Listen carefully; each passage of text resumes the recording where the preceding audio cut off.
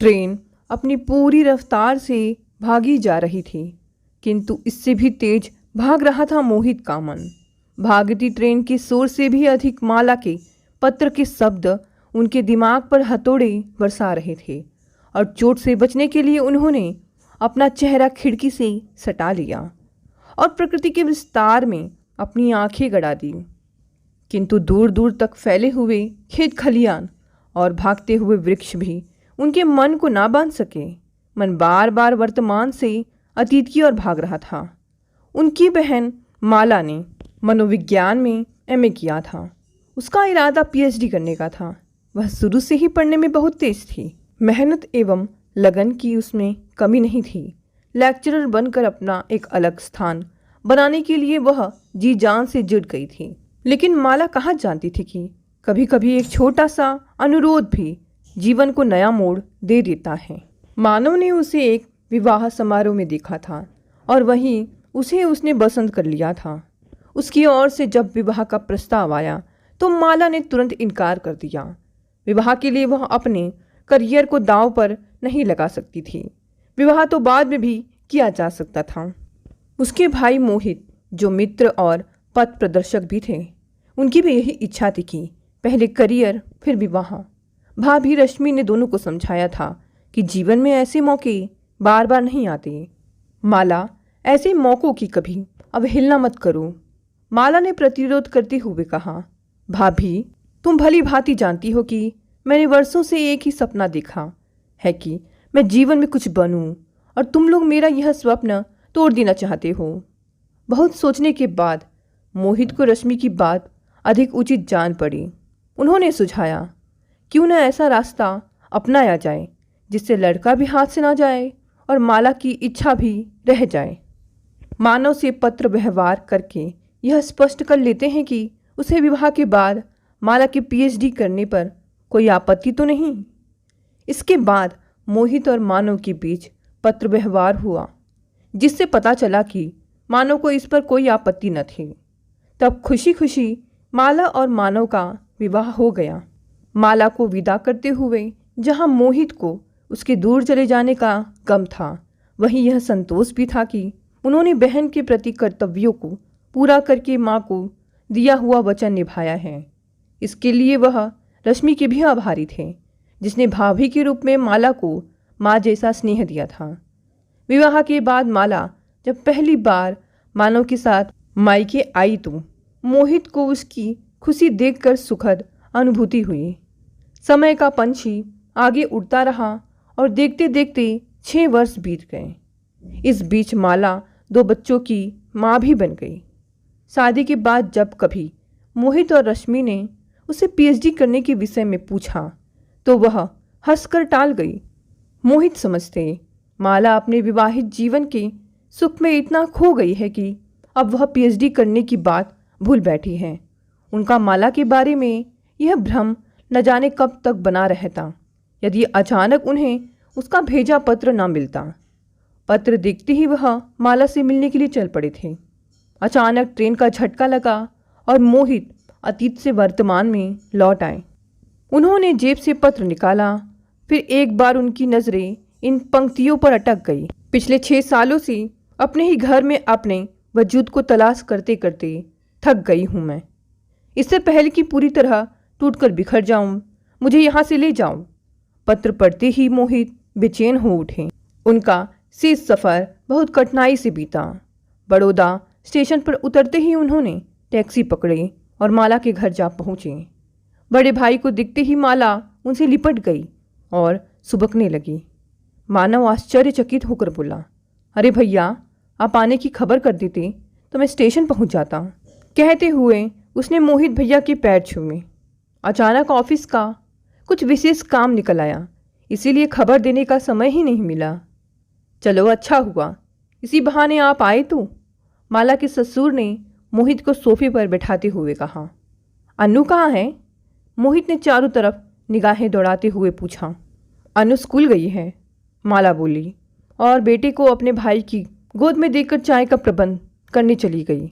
दोपहर में मोहित जब आराम करने के लिए माला के कमरे में आए तो स्नेहपूर्वक उसे पास बैठाते हुए बोले, तुझे किस बात का दुख है माला? भाई का स्नेहिल स्पर्श पाते ही माला फपक पड़ी। मुझे यहाँ से ले चलो भैया, वरना मैं मर जाऊंगी।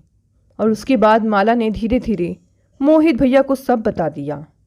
मानव की मम्मी बेटे का विवाह कहीं और करना चाहती थी, परंतु मानव ने माला को पसंद कर लिया। बेटे के हट के आगे माँ को झुकना पड़ा, पर उन्होंने कभी दिल से बहू को स्वीकार नहीं किया। वह पहले दिन से ही माला का विरोध करती रही। माला जब कभी उनका कोई काम करती, वह उसमें कमी अवश्य निकालती। माला के ससुर जब कभी उसका पक्ष लेते, वह उन्हें भी डांट देती थी। विवाह के 2 दिन बाद उन्होंने सारे काम का दायित्व माला को सौंप दिया था। धीरे धीरे माला ने चुप्पी साध ली। इस बीच वह 2 बच्चों की माँ बन चुकी थी, फिर भी घर में उसका कोई महत्व नहीं था। मानव माला के साथ होते हुए अन्याय को देखकर भी अनदेखा कर देता था। मानव की उदासीनता ने माला को इस घर से चले जाने के लिए प्रेरित किया। वह सोचती, जहाँ रहकर उसका खुद का व्यक्तित्व कुंठित हो रहा हो, वहाँ वह किस प्रकार अपने बच्चों की उचित परवरिश कर सकती है। इसीलिए उसने भैया को पत्र लिखा, ताकि उसके पास रहकर वह नए सिरे से अपना जीवन शुरू कर सके। मोहित ने माला को बताया। फिलहाल वह 1 हफ्ते बड़ौदा में रुकने वाला था। एक रात मोहित और माला छत पर जाकर बैठ गए थे। छत पर ठंडी हवा चल रही थी, किंतु माला बहुत अधीर थी। अब तक मोहित ने उससे चलने के बारे में कुछ नहीं कहा था। मोहित के बैठते ही माला ने उसका हाथ पकड़ लिया और रूंधे गले से बोली, भैया मुझे यहाँ से ले चलो, मैं अब यहाँ और नहीं रह सकती। माला, जब से मैं यहाँ आया हूँ तुम्हारी ही स्थिति को जानने और समझने का प्रयास कर रहा हूँ। फिर तो आपने देखा होगा भैया कि मेरा घर में कोई महत्व नहीं, किसी को मुझसे तनिक भी लगाव नहीं, यहाँ तक कि मानव को भी नहीं। तब मैं क्यों जबरन पड़ी रहूँ यहाँ पर? प्रश्न जबरन पड़े रहने का नहीं है माला, प्रश्न यह है, क्या यहाँ से चले जाने से संबंध अच्छे बन जाएंगे? जब संबंध ही नहीं रखने हैं तो उनके अच्छे या बुरे होने का क्या अर्थ है? भैया पगली, क्या ऐसे संबंध इतनी सरलता से टूट जाते हैं? कहकर मोहित कुछ क्षण बहन के चेहरे को देखते रहे, फिर बोले, याद रखो माला, संबंध तोड़ना सरल है। क्षण भर में हम कोई भी संबंध बिगाड़ सकते हैं, किंतु असली कला है उन्हें जीवन भर निभाना। एक पल रुककर मोहित गंभीर स्वर में बोले, माला तुम्हें मुझ पर पूरा विश्वास है ना कि मैं जो कुछ भी करूँगा वह तुम्हारी भलाई के लिए ही होगा? यह भी कोई पूछने की बात है? भैया आपसे अधिक तो मुझे खुद पर भरोसा नहीं। तब सुनो माला, पिछले कई दिनों से मैं यहाँ की स्थिति को देख और समझ रहा हूँ। वास्तव में तुम लोगों के संबंधों में टकराव नहीं वरन उदासीनता है, और इसके लिए मैं समझता हूँ कि तुम भी कम दोषी नहीं हूँ। यह क्या कह रहे हैं आप भैया? मैं ठीक कह रहा हूँ। यदि तुम्हारी सास ने तुम्हें नहीं अपनाया तो तुमने भी कभी उनके निकट जाने का प्रयास नहीं किया, जबकि तुम्हें पता था कि यह विवाह मानव के हट के कारण हुआ है। भैया मैं आपसे बहस नहीं कर रही हूँ, किंतु जब बहू अपने प्रियजनों को छोड़कर अनजाने लोगों के बीच आती है, तब ससुराल वालों का फर्ज बनता है उसे अपनाएं और भरपूर प्यार दें, ताकि वह उस घर को अपना समझकर नया जीवन प्रारंभ कर सके।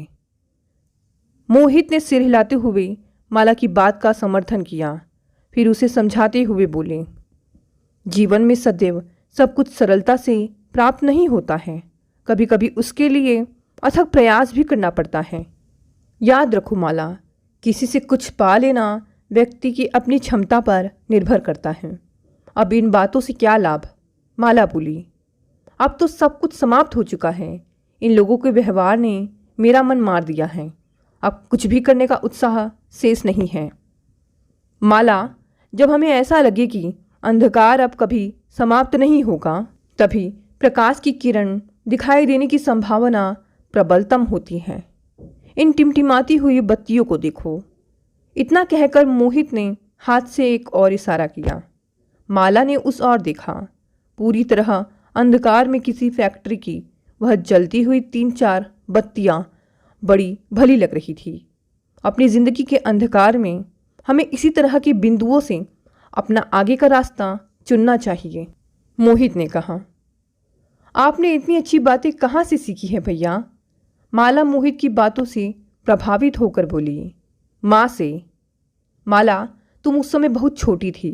माँ को मैंने कभी भी निराश होते नहीं देखा था। कितनी भी कठिन स्थिति क्यों ना हो, वह कोई ना कोई आशा की किरण अवश्य खोज लेती थी। मोहित ने कुछ पल रुककर माला की ओर देखा। माला सिर झुकाए कुछ सोच रही थी। मोहित ने फिर कहा, मैं चाहता हूँ एक बार तुम सच्चे मन से उस दूरी को समाप्त करने का प्रयत्न करो जो तुम्हारे और तुम्हारी सास के बीच हुई है। यदि तुमने उनकी ओर एक कदम भी बढ़ाया तो दूरी कुछ कम ही होगी। माला ने सहमति से सिर हिलाया। इसके पश्चात मोहित माला को धीरे धीरे कुछ समझाते रहे और अंत में बोले, मैं आज से ठीक 6 माह बाद पुनः यहाँ आऊँगा। यदि स्थिति में तनिक भी बदलाव नहीं हुआ तो भाई पर विश्वास रखो, तुम्हें अवश्य ही यहाँ से ले जाऊँगा। इसके बाद वो दोनों नीचे आ गए। अगले दिन मोहित बड़ौदा से अपने घर वापस लौट आए। कुछ दिनों तक माला भैया की बातों पर विचार करती रही और अपने मन को तैयार करती रही उस युद्ध के लिए जिसमें वह खुद अर्जुन थी और भैया के वाक्य उसके लिए गीता के उपदेशों के समान थे। 2 दिन बाद माला के मामा जी का पत्र आया। उनकी लड़की की बड़ौदा में रह रहे एक इंजीनियर लड़के से रिश्ते की बात चल रही थी। उन्होंने पत्र में माला और मानव से लड़का देखने का आग्रह किया था। सुबह का समय था। मानव ऑफिस जाने के लिए तैयार हो रहे थे। तौलिए से हाथ पोंछते हुए वह रसोई घर में आए और माला से बोले, शाम को लड़का देखने जाना है, तैयार रहना। माला ने मुड़कर देखा। मम्मी फ्रिज में से पानी की बोतल निकाल रही थी। उसने कहा, मम्मी, शाम को आपको और पापा को हमारे साथ लड़का देखने जाना है। हम लोग जाकर क्या करेंगे? तुम दोनों दिखाओ। मम्मी ने पानी गिलास में डालते हुए कहा, जितनी अच्छी तरह आप लड़के और उसके परिवार की जांच परख कर लेंगी, हम दोनों वैसा नहीं कर पाएंगे। और यदि हमारी राय भिन्न भिन्न हुई तो? मम्मी ने पूछा। स्वाभाविक है, ऐसी स्थिति में आपकी राय ही मानी जाएगी।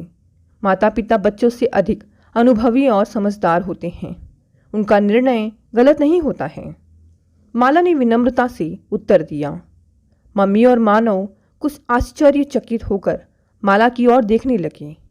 शाम को वे चारों लड़का देखने चले गए थे। अगले दिन रात में अनु माला से कहानी सुनने की जिद कर रही थी। माला उससे बोली, बच्चे अपनी दादी से कहानी सुनते हैं। मैं छोटी थी तब मुझे भी मेरी दादी अच्छी अच्छी कहानियाँ सुनाती थी, तो मैं भी दादी माँ के पास जाऊँ? अनु उठकर खड़ी हो गई। हाँ जाओ, माला ने कहा। अनु दादी के पास जाकर बोली, दादी माँ, आप मुझे कहानी सुनाओ। दादी उस समय सोने की तैयारी कर रही थी, अतः बेरुखी से बोली, अपनी मम्मी से सुनो कहानी। मैं तो आपसे सुनूंगी। मम्मी कहती है आपको बहुत सी अच्छी कहानियाँ आती हैं। अनु मचल कर बोली, मुझे नहीं आती कोई कहानी वहानी, जाओ जाकर अपने कमरे में सो जाओ। दादी की डांट सुनकर अनु रोते हुए कमरे में आ गई और बिना दूध पिए सो गई। अगली रात को माला ने बहला फुसला कर अनु को फिर से दादी के पास कहानी सुनने भेज दिया, किंतु अंजाम फिर वही हुआ। उस दिन भी वह रोते हुए भूखी सो गई। सुबह हल्का सा बुखार था। मानव ऑफिस जाते हुए मम्मी से बोला, मम्मी, अन्नू को यदि आप कहानी सुना देती तो कुछ बिगड़ नहीं जाता। पिछले 2 दिनों से वह बिना दूध पिए सो रही है। मेरे बच्चों से तुम्हें जरा भी लगाव नहीं है। मानव की बात सुनकर वह चौंक पड़ी। आज पहली बार उन्हें बेटे ने किसी बात के लिए टोका था। वह नहीं चाहती थी यह बात पुनः दोहराई जाए, इसलिए रात होने पर उन्होंने स्वयं अनु को बुलाकर अपने पास लिटा लिया और कहानी सुनाने लगी। अनु की भोली भाली बातों से धीरे धीरे मम्मी की सोई हुई ममता जागने लगी। अब वह अक्सर अनु को अपने पास सुला लेती थी। धीरे धीरे वह उनसे खूब हिल मिल गई थी। आखिर एक दिन मम्मी ने कह ही दिया कि अब अनु बड़ी हो रही है, अब से वह उन्हीं के पास सोया करेगी। बच्चों के करीब आने के कारण धीरे धीरे घर का माहौल बदल गया। मम्मी और माला के बीच की दूरी कम हो रही थी। अब वह उसके साथ पहले की तरह कठोरता से पेश नहीं आती थी। माला को अब पछतावा हो रहा था कि जो प्रयास उसने भैया के कहने पर इतने सालों बाद किया था, उसे पहले करना चाहिए था। यदि मम्मी ने उसे अपने निकट नहीं बुलाया था तो उसने भी कभी उनके पास जाने का प्रयत्न नहीं किया था। दोनों ही शायद अपने अपने अहंकार के दायरे में कैद थे। अक्सर मानव माला के इस बदलाव पर आश्चर्य व्यक्त करता। इस पर माला हंस पड़ती और मन ही मन भैया के प्रति स्नेह से भर उठती, जिन्होंने अपनी सूझबूझ से उसके बिखरते घर को बचा लिया था। इसके बाद मम्मी का पत्रिका ऑपरेशन हुआ। सप्ताह भर तक माला अस्पताल और घर के बीच दौड़ती रही। मम्मी की सेवा में उसने कोई कसर नहीं उठा रखी थी। एक सप्ताह बाद जब मम्मी घर वापस आई तो अगले दिन शाम के समय मानव के एक मित्र परिवार सहित उन्हें देखने आए। बातों के दौरान मम्मी ने बताया कि वह और मानव के पापा अपने बड़े बेटे के पास कानपुर जाने की सोच रहे हैं। यह सुनकर माला और मानव दोनों चौंक उठे। मेहमानों के जाने के बाद माला उदास स्वर में बोली, ऐसा लगता है मम्मी, आपकी सेवा करने में मुझसे ज़रूर कोई कमी रह गई, तभी तो आप यहाँ से जाने की सोच रही हैं। नहीं माला, ऐसी बात नहीं है। जितनी सेवा तुमने मेरी की है, मेरी बेटी होती तो शायद वह भी नहीं करती। मम्मी स्नेह भरे स्वर में बोली, तब फिर आपने कैसे सोच लिया कि हम आपको जाने देंगे? अन्नू क्या आपके बगैर रह सकेगी? कहते हुए माला अंदर चली गई। डैडी और मम्मी ने उसे अपने कमरे में बुलाया और कहा, माला, हम चाहते हैं कि यह मकान तुम्हारे नाम कर दे, साथ ही 50,000 रुपये अन्नू और अंश के नाम जमा कर दें। माला आश्चर्यचकित होकर बोली, यह सब क्यों मम्मी? आज आप लोग मुझसे कैसी बातें कर रहे हैं? देखो बेटे, ज़िंदगी का कोई भरोसा नहीं। हमारे बाद भी सब कुछ तुम्ही लोगों का है, इसलिए अपने सामने थोड़ा थोड़ा तीनों बेटों के नाम कर दे तो अच्छा है। डैडी बोले, नहीं डैडी, मुझे आप लोगों का मकान और पैसा नहीं चाहिए। अपना प्यार देखकर आप लोगों ने मुझे सब कुछ दे दिया है। इसके बाद और किसी दौलत की मुझे ज़रूरत नहीं। कहते हुए माला कमरे से बाहर आ गई। बाहर आते हुए उसने सुना डैडी मम्मी से कह रहे थे, तुमने व्यर्थ ही कठोरता का आवरण ओढ़कर इतनी अच्छी लड़की को स्वयं से दूर कर रखा था। इस बात का पछतावा तो मुझे भी है। यह मम्मी की आवाज़ थी। माला की आंखों से खुशी के आंसू निकल गए और वह वहाँ से हट गई। अगले सप्ताह अचानक भैया बड़ौदा आ गए। भैया को देख माला अचंभित हो उठी। उसे तो पता ही नहीं चला था कि भैया को गए 6 माह व्यतीत हो गए हैं। गृहस्थी का सुख पाने में उसने जिन आस्था का परिचय दिया था, उसमें तो वैसे भी समय का पता नहीं चलना था। कमरे में अटैची रखते हुए मोहित ने हंसते हुए कहा, वादे के मुताबिक ठीक 6 माह बाद तुम्हें लेने आया हूँ, बताओ चलोगी? माला ने सजल आंखों से मुस्कुराते हुए भाई की ओर देखा और कहा, आपकी दी हुई शिक्षा की वजह से प्रबलतम अंधकार के बाद भोर की एक नई किरण मेरे आंगन में दिखाई दी है। अब इसके प्रकाश को छोड़कर कहाँ जाऊँ? भैया के चेहरे पर संतोष की आभा छा गई और उन्होंने माला को प्यार से गले लगा लिया। दोस्तों, ये कहानी यही समाप्त हो गई। कहानी पसंद आई तो इसे लाइक, शेयर, कमेंट करें और साथ ही साथ अगर आप नए हैं तो इस चैनल को भी सब्सक्राइब कर लें। धन्यवाद दोस्तों, मिलते हैं अगली नई कहानी से।